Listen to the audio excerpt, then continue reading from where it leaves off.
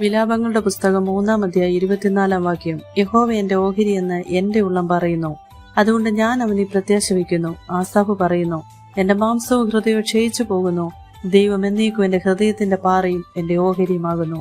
ദാവീദ് പറയുന്നത്, യഹോവേ, ഞാൻ നിന്നോട് നിലവിളിച്ചു, നീ എന്റെ സങ്കേതവും ജീവനുള്ളവരുടെ ദേശത്തിന്റെ ഓഹരിയുമാകുന്നു എന്ന് ഞാൻ പറഞ്ഞു.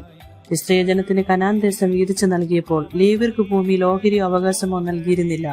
ഞാൻ തന്നെ നിന്റെ ഓഹരിയും അവകാശമാകുന്നു എന്ന് അഹരോനോട് ദൈവം പറയുന്നുണ്ട്. ദൈവവുമായുള്ള ബന്ധമായ ഏറ്റവും വലിയ സമ്പത്ത് നാം അറിയണം. മറിയ യേശുവിന്റെ പാദപീഠത്തിലിരുന്ന് വചനം കേൾക്കുമ്പോൾ മാർത്ത പിറുപിറുക്കുന്നു. കർത്താവ് അവളോട്, മറിയ നല്ല ഓഹരി തിരഞ്ഞെടുത്തിരിക്കുന്നു, അത് അവളിൽ നിന്ന് എടുത്തു കളയുകയില്ല.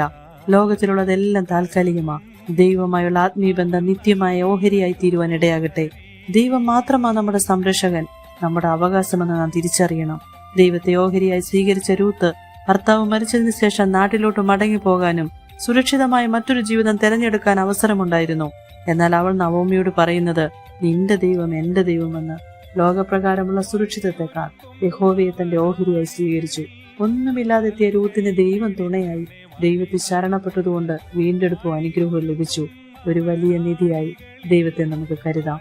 ഈ ലോകത്തിൽ നമ്മെ ആരും കരുതുമെന്ന് വിചാരിക്കരുത്. നമ്മെ സ്നേഹിക്കുമെന്ന് കരുതരുത്. മനുഷ്യരെ പ്രസാദിപ്പിച്ചാൽ നമ്മുടെ ജീവിതം സന്തോഷകരമാകില്ല.